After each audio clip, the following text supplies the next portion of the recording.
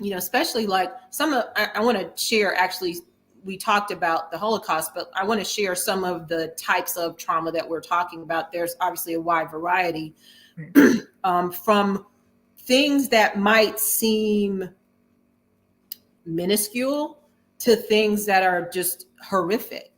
So, bullying, uh, physical, sexual, emotional, verbal abuse, poverty.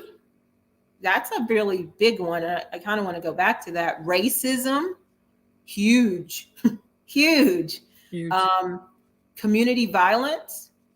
So even if it's not in your home, if you're surrounded by it, that is traumatizing, and sometimes that's like a nightly or by daily event when there's Mm-hmm. community violence, and so there's constant trauma to you.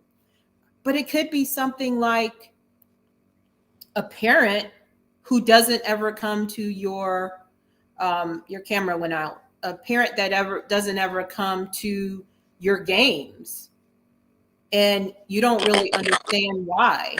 Or it could be a parent who, you know, chooses someone else over you for a certain um, chore or activity.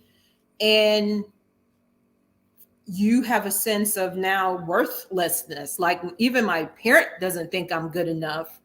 And so you carry that for 10, 20, 30, 40 years until maybe you like start to, or you hear something like this, or you get a breakthrough. And now all of your relationships are founded on your belief that you're not worthy, you're Mm-hmm. not good enough. And Mm-hmm.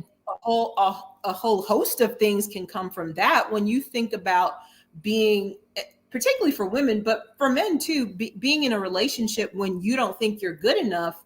Then who you pick is usually not who you pick, but who picks you, Mm. because you don't think you're good enough.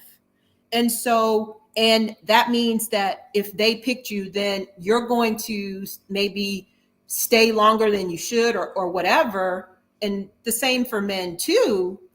They might be taking advantage. Like, there's a woman who might just like dominate and manipulate and all of these things, because they're feeling like, well, no one else is going to love me and they are, so this must be okay.